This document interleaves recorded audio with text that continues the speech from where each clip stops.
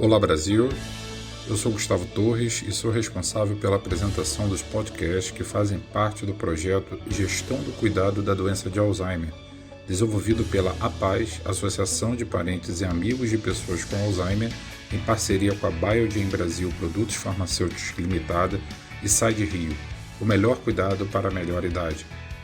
Setembro é o mês mundial de conscientização da doença de Alzheimer e o tema do primeiro podcast é: o que é a doença de Alzheimer?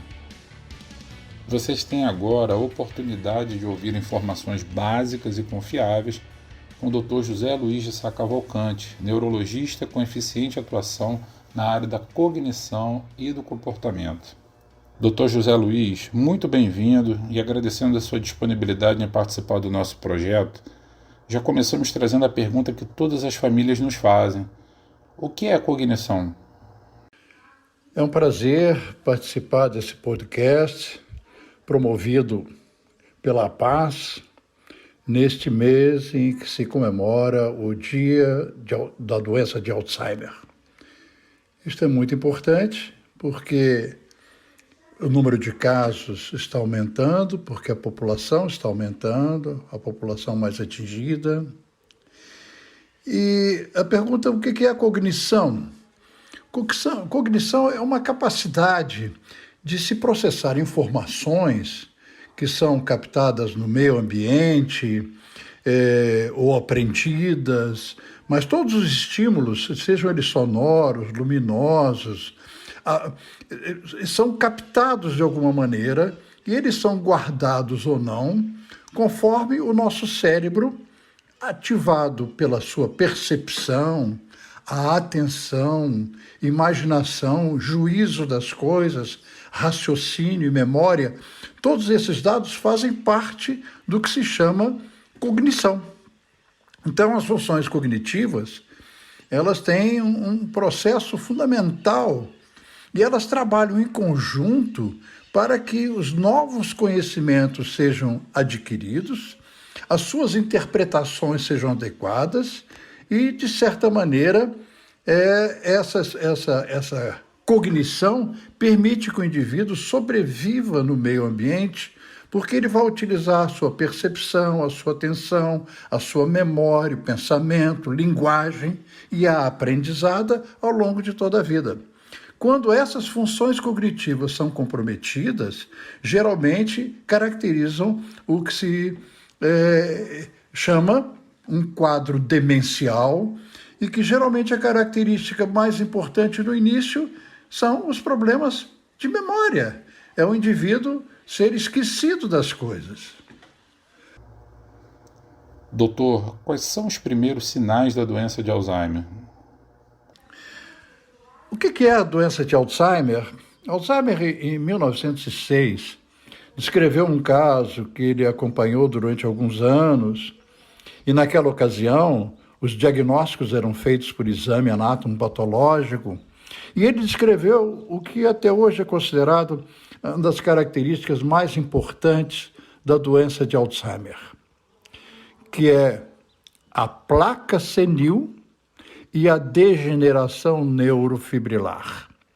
São alterações dentro do cérebro, da histologia do cérebro, em que os neurônios eles degeneram e se agregam, ficam juntos formando uma placa chamada placa senil ou placa amiloide, e dentro do próprio neurônio há uma degeneração da sua estrutura, e essa degeneração da sua estrutura faz com que o neurônio também degenere e, evidentemente, haja perda da sinapse e falta de comunicação entre uma célula e outra.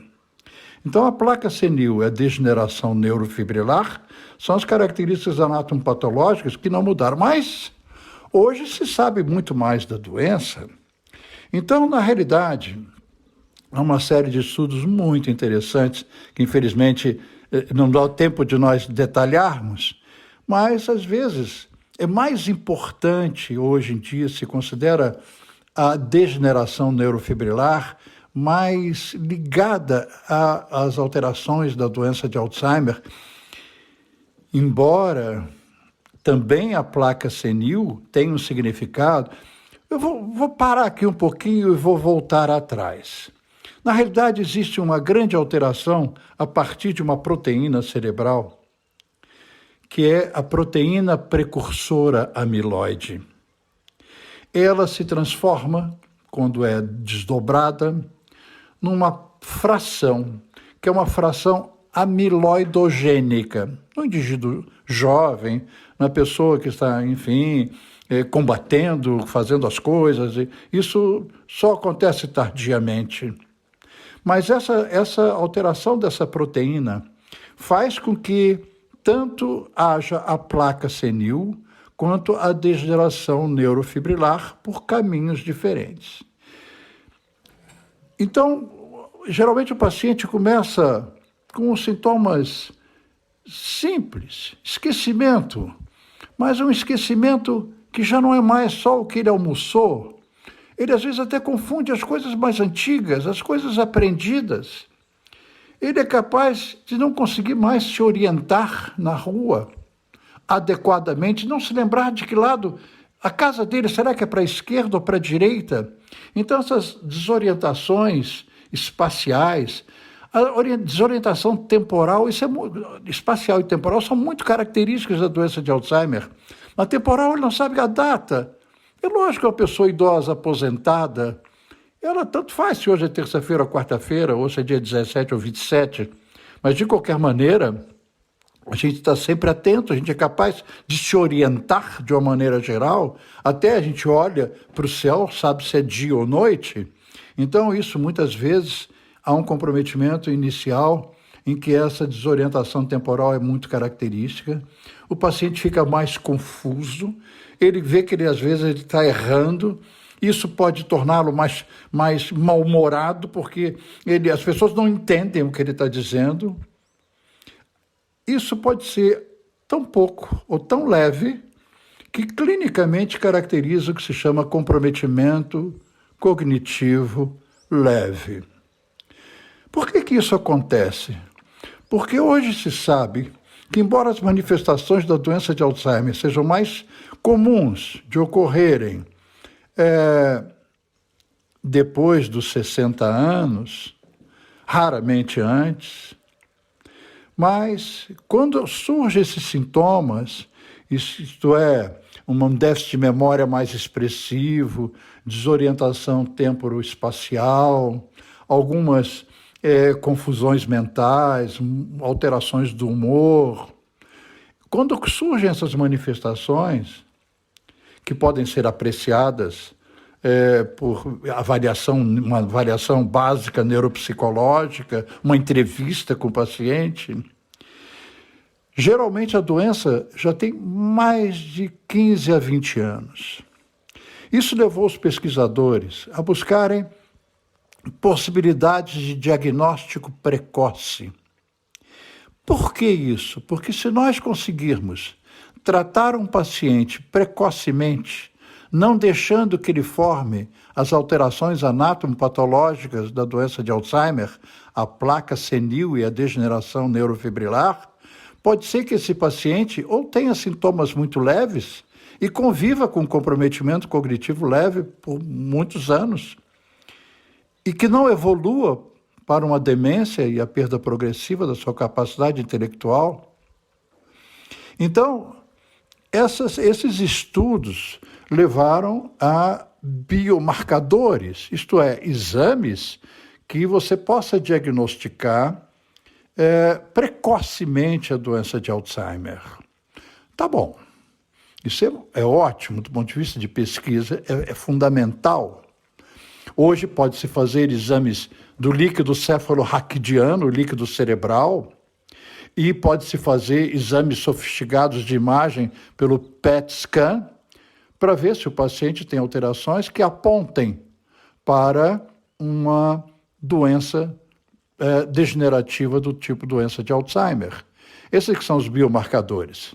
E isso está levando também à pesquisa de novos medicamentos, porque o que nós temos atualmente são medicamentos que tentam corrigir algumas alterações ligadas aos neurotransmissores, mas não necessariamente tratam a doença em si. As alterações continuam. Então, esses novos medicamentos, principalmente no campo dos chamados imunobiológicos, eles estão sendo desenvolvidos há pouco mais de um mês. O FDA americano liberou uma substância, aducanumab, para tratamento da doença de Alzheimer, que combate a degeneração da proteína amiloide, do fator beta-amiloide, mas ainda isso está muito inalcançável para todo mundo. Primeiro que são ainda medicamentos em fase de pesquisa, são medicamentos em desenvolvimento e que ainda muito caros. Não se tem nem ideia de quanto seria no Brasil, face de que atualmente, nessa fase experimental, o custo de tratar esses pacientes que têm sintomas iniciais ou não têm nem sintomas da doença de Alzheimer, mas têm alterações nos chamados biomarcadores, esses pacientes custam em torno de $53 mil para tratar. Isso, para nós, é inalcançável na média brasileira. Então, na realidade, nós estamos vivendo uma fase que eu diria que é uma fase de grande esperança e maravilhosa, que é a fase de desenvolvimento de novos medicamentos a partir de alguns exames, inclusive alguns exames de sangue. Eles ainda estão muito iniciais, mas a semana passada foi publicada alguma coisa de biomarcadores através de exames de sangue, um conjunto de alterações que podem apontar, ligadas exatamente a essa proteína beta-amiloide e a chamada proteína tal, que é a que vai dar a degeneração neurofibrilar. Isso é possível da gente fazer um diagnóstico precoce. Mas não adianta fazer um diagnóstico precoce e eu dizer ao pessoal, daqui a 20 anos, talvez você tenha Alzheimer. Isso não é uma postura médica e, pelo menos, não é uma postura ética. Né? É lógico que se eu tenho um paciente que já tem um quadro clínico evidente, né, com as suas alterações de humor, a dificuldade de tomar decisões, às vezes a dificuldade até de escolher uma roupa no armário, ele não conseguir mais manter um foco numa conversa, porque ele começa a falar e se perde. Isso são sintomas claros, às vezes até iniciais, mas que podem progredir para uma situação mais definitiva. Então, o que se sabe hoje? Primeiro, que a doença de Alzheimer em si começa muito antes do que os seus sintomas. Então, está se estudando duas coisas. Antes da doença de Alzheimer, antes de ter sinais clínicos, os biomarcadores, e está se estudando também um grupo mais idoso, os chamados, entre aspas, idosos velhos, acima de 85 anos, porque esses são, como nós estamos prolongando muito a vida, essa população de pessoas muito idosas está aumentando. Então é importante que a gente dê condições a essas pessoas e aos seus familiares para saberem viver com idosos muito idosos, que têm outras dependências físicas por outras doenças e que estão também sofrendo um declínio cognitivo porque tem um quadro demencial. Bom, isso é só um apanhado geral, uma tentativa de colocar em ordem e lembrando que o que é mais importante é que já nos primeiros sinais, os mais precoces possíveis, que seja buscado um recurso médico para que se possa fazer uma avaliação desse paciente, uma avaliação clínica, pedir os exames complementares adequados, já que ele já tem sintomas, principalmente uma neuroimagem, uma avaliação neuropsicológica, que pode ser feita no consultório, É lógico, uma avaliação neuropsicológica mais completa, e em alguns casos se exige, por exemplo, nos casos que tem alteração da linguagem, tem que se fazer uma avaliação muito mais complexa, mas uma avaliação neuropsicológica, uma neuroimagem, um exame clínico, é muito importante que já nos primeiros sinais o médico seja avisado e que possa atendê-lo de uma maneira adequada. Qual a diferença entre não lembrar e esquecer? Qual é a diferença entre não lembrar e esquecer? Bom, o esquecimento, de uma maneira geral, é normal com o envelhecimento das pessoas. Aliás, ainda bem que a gente se esquece de muita coisa na vida. Se fosse lembrar de tudo, seria um grande sofrimento, porque nós não iríamos nos lembrar de todos os detalhes que passamos na nossa vida, que necessariamente não são tão relevantes. Então, a diferença entre não lembrar e esquecer, ela é até difícil de ser compreendida, porque são ambas problemas ligados à memória. Mas a gente esquece o que almoçou. A gente esquece onde é que ele deixou a chave naquele momento. A gente esquece palavras. Mas a gente é capaz de lembrar de fatos da infância. É lógico que a gente é capaz de lembrar também de uma série de fatores que vão direcionar o nosso comportamento. Aí entra novamente a cognição. Então, não lembrar necessariamente não é sempre patológico, mas quando esse esquecimento vai aumentando progressivamente e as pessoas têm mais incapacidade de lembrar, então o esquecimento se torna mais aparente, esquecer o que ele acabou de fazer, então ele não sabe o que vai fazer na hora seguinte. Tudo isso então já são características patológicas do que nós denominamos uma síndrome demencial, na qual a doença de Alzheimer é o exemplo talvez mais relevante. Que mensagem o senhor deixa para os ouvintes? Buscar o apoio à família, o apoio às pessoas que vão lidar com aquele paciente, porque essas pessoas devem ser, não é necessariamente preparadas, mas as pessoas devem conhecer o assunto, e esta é talvez a grande finalidade da paz, porque realmente lá eles encontram pessoas que podem conversar sobre o assunto, porque conhecem o tema, porque convivem com pessoas daquela maneira. Eu acredito que isso tudo possa contribuir para que todos nós possamos conviver com pacientes que tenham perda cognitiva, até porque nós mesmos não estamos alheios à possibilidade de também ficarmos doentes. Muito obrigado, eu me sinto muito honrado por ter participado desse podcast. Agradecendo ao neurologista Dr. José Luiz de Sá Cavalcante a brilhante explicação sobre aspectos tão importantes da doença de Alzheimer, convidamos todos para participarem do próximo podcast no dia 28 de setembro, terça-feira, com depoimentos de cuidadores. Informação com emoção, sempre com patrocínio da Biogen e da Side Rio, nossas grandes parceiras.